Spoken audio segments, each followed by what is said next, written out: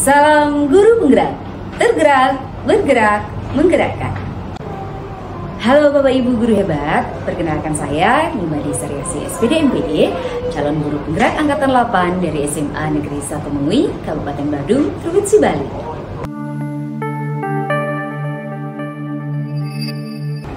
Di video kali ini saya akan membawakan tugas 3.1.A.6 demonstrasi konseptual modul 3.1.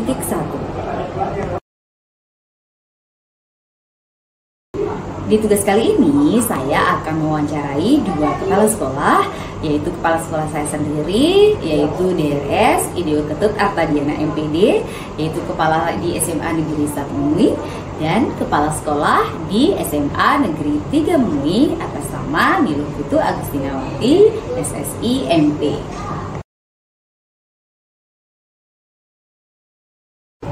Berikut wawancaranya.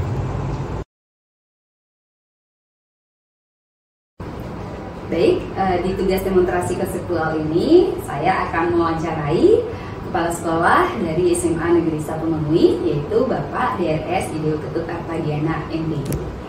Selamat siang Bapak. Selamat siang. Maaf mengganggu waktunya. Gitu yang ada tugas demonstrasi konseptual mewawancarai kepala sekolah, dua kepala sekolah terkait dengan masalah penyelesaian masalah di sekolah. Mungkin bisa dibaca dulu biar nonton bayangan. Bisa kita mulai Pak? Ya bisa. Baik, pertanyaan pertama, selama ini bagaimana Anda mengidentifikasi kasus-kasus yang merupakan dilema etika atau rujukan moral? Baik, terkait dengan kasus yang merupakan dilema etika moral yang sering kita hadapi di sekolah, ini adalah mengenai masalah. Jadi anak-anak yang sering terlambat datang ke sekolah, terutama yang awal. Hampir setiap hari di sekolah kami memang ada anak-anak yang terlambat, walaupun sudah sering kali kita tangani, namun tetap aja masih ada anak-anak yang terlambat. Nah, kategori terlambat dengan adaptif di sekolah kami itu kan yang jelasnya adalah 10 menit dari jam pembelajaran ditentukan, itu sudah tergolong kategori siswa yang terlambat. Namun kenyataan ada juga lebih dari 10 menit anak-anak beberapa ada yang datangnya. Ada sudah dikasih kelonggaran waktu dari 10 menit dari PRG.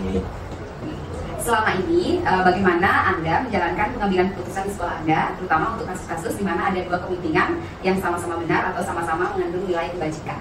Nah, terkait dengan kasus yang saya sampaikan tadi, misalnya terlambat, kalau merujuk kepada aturan tata tertib sekolah, semestinya anak-anak yang terlambat itu kita pulangkan. Namun dari sekolah, ini tetap mengambil suatu kebijakan, karena tidak etis kalau kita memulangkan anak dengan alasan memang dia terlambat, karena kita juga tidak tahu situasinya anak-anak di dalam. Tapi sampai itu pulang itu merupakan hak mereka untuk mengikuti pembelajaran. Nah, oleh karena itu dalam mengambil langkah ini itu kami memperingatkan anak-anak untuk lain kali supaya tidak mengulang untuk melakukan perbuatan yang sama.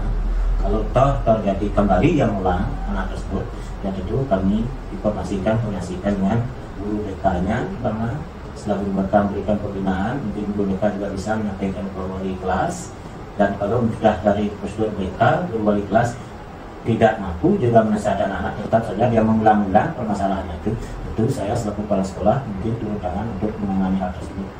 Tetapi kalau dari unsur sekolah tetap juga tidak ada perubahan, ya tentu dalam ini kami akan memanggil orang tuanya untuk kami ajak duduk bersama menyelesaikan masalah anak-anaknya tersebut. Nah, dikata tadi, di satu sisi anak tetap juga bisa mengikuti pembelajaran karena itu haknya mereka. Di sisi lain juga supaya juga aturan kami di sekolah juga supaya tetap dipenuhi. Barangkali itu penyelesaian sekolah. Memang termasuk kasus dilema etika, benar ngasih murid belajar, tapi benar juga mungkin memanggil orang tuanya karena ya. Nah, kita tetap sekolah itu menuntut namanya adalah siswa tetap disiplin, itu kesalahannya. Baik, pertanyaan ketiga, langkah-langkah atau prosedur seperti apa yang biasa Anda lakukan selama ini? Mungkin sudah tadi Bapak jelaskan tadi. Nah, dari prosedur kembali kita ulang. Iya. Jadi penanganan siswa yang terlambat, jelas pertama adalah guru BK yang menangani terlebih dahulu. Setelah guru BK menangani, dilanjut adalah ke guru wali kelasnya, sampai guru kelas adalah kepala sekolah, dan terakhir barulah kepada orang tua yang bersangkutan, pemanggilan orang tua. Pertanyaan nomor 4. Hal-hal apa saja yang selama ini Anda anggap efektif dalam pengambilan keputusan pada kasus-kasus dilema etika? yang dianggap efektif? Yang paling efektif sekali terhadap kasus jadi terkait dengan siswa yang terlambat itu adalah kita duduk bersama antara saya selaku kepala sekolah, guru BK, wali kelas dan orang tua untuk mencari jalan keluarnya sehingga anak itu tidak akan mengulang lagi melakukan perbuatan itu. Berarti diskusi Ya, dan komunikasi. Ya, kemudian hal-hal apa saja yang selama ini merupakan tantangan dalam pengambilan keputusan pada kasus-kasus dilema etika? Tantangannya sekarang. Jadi tantangannya dalam kasus ini ya jelas anak-anaknya ini kalau kita pulangkan pemahamannya berarti dia akan menuntut ya, karena itu seperti kata tadi adalah haknya mereka mengikuti pembelajaran, atau mungkin juga orang tua juga akan merasa keberatan gitu. Kalau memang anak-anak ini kita pulangkan, itu tantangannya gitu. Tapi bagi pihak sekolah tantangannya juga ini aturan sekolah tidak jalan kalau memang ini terus dibiarkan gitu. Ya, kurang lebih hanya tantangannya mungkin pada siswa, berarti SDM-nya juga berarti pakai. SDM-nya. Oke, nomor 6. Apakah Anda memiliki sebuah tata kala atau jadwal tertentu dalam sebuah penyelesaian kasus dilema etika? Apakah Anda langsung menyelesaikan di tempat atau memiliki sebuah jadwal untuk menyelesaikannya? Bentuk atau prosedur seperti apa yang Anda jalankan? Nah, terkait dengan hal itu, ya tergantung dari permasalahannya, tergantung dari permasalahan yang kita hadapi di sekolah. Kalau memang masalah itu bisa kita selesaikan langsung, ya kita selesaikan langsung dengan pihak yang siapa semestinya berhak menangani itu. Kalau memang tidak bisa diselesaikan, tentu kami mencari waktu lain lagi untuk menyelesaikan persoalan itu. Yang pasti tidak kami jadwalkan, karena permasalahan sekolah juga munculnya juga tidak tentu, tidak terjadwal. Yang penting setiap permasalahan sekolah itu ada, tentu ditangani.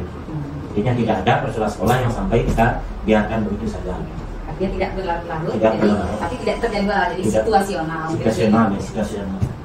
Nomor 7, apakah adakah seseorang atau faktor-faktor apa yang selama ini mempermudah atau membantu Anda dalam pengambilan keputusan dalam kasus-kasus dilema etika? Jadi faktor yang dapat mempermudah dalam penyelesaian ini adalah tentu didampingi oleh para staf di sekolah, di para profesor. Itulah yang membantu semestinya dalam segala penyelesaian urusan pekerjaan sekolah, baik itu pelajar maupun hal-hal lain. Berarti dibantu oleh staf dari tim guru-guru BK Bali. Kemudian nomor 8, dari semua hal yang telah disampaikan, pelajaran apa yang dapat Anda petik dari pengalaman Anda mengambil keputusan dilema etika? Pelajaran bisa kita petik dari pengalaman apa yang telah ada, apapun masalah itu kita akan perlu komunikasikan. Ya, dari pengalaman pelajaran itu mungkin pentingnya komunikasi ya, dengan seluruh stakeholder sekolah. Baik, terima kasih Bapak atas waktunya, maaf mengganggu waktu makan siangnya. Baik, demikian wawancara dengan Kepala SMA Negeri 1 ini. Sampai jumpa.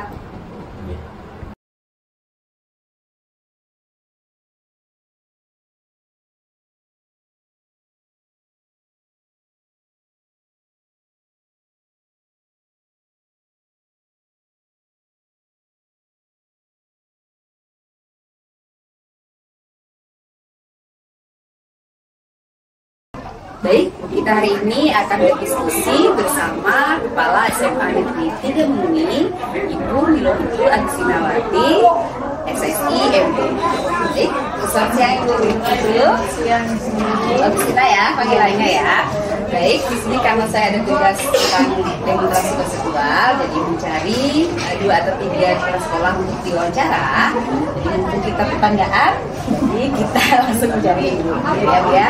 Baik, pertanyaan pertama, selama ini bagaimana Anda dapat mengidentifikasi kasus-kasus yang merupakan dilema etika atau juga sekolah kita sekolah baru ya, jadi lebih banyak sih yang dilema etikanya daripada rujukan moralnya, karena kita benar-benar kritis dari awal.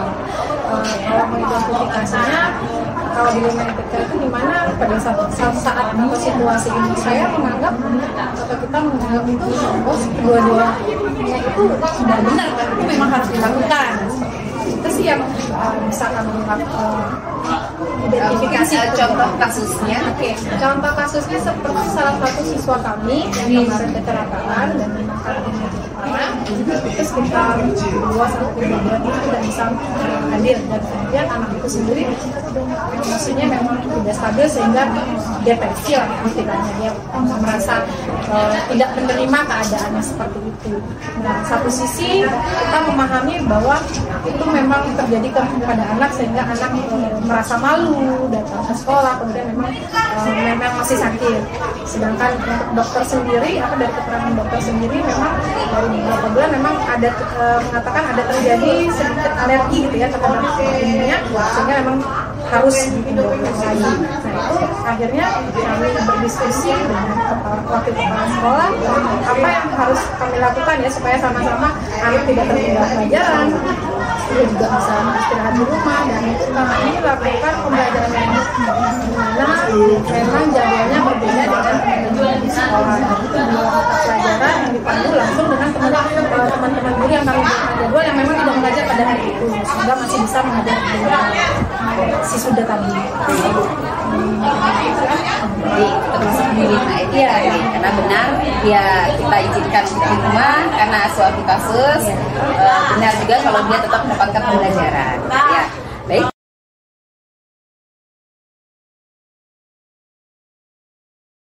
Baik, ada 8-9 pertanyaan tadi. Terima kasih atas waktunya Ibu Stina.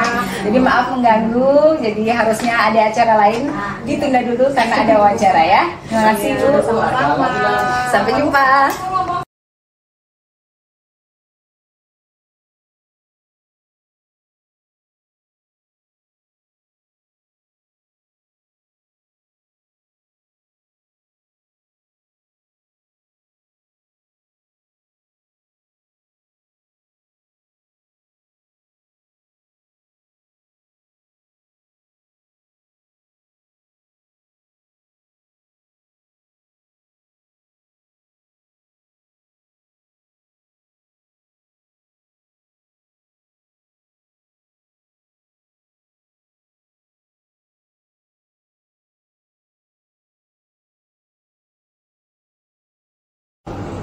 Demikianlah tugas demonstrasi konseptual modul 3.1. Jika pengalaman adalah guru terbaik, maka menjadi guru adalah pengalaman terbaik. Salam dan bahagia Bapak Ibu guru hebat. Salam guru penggerak.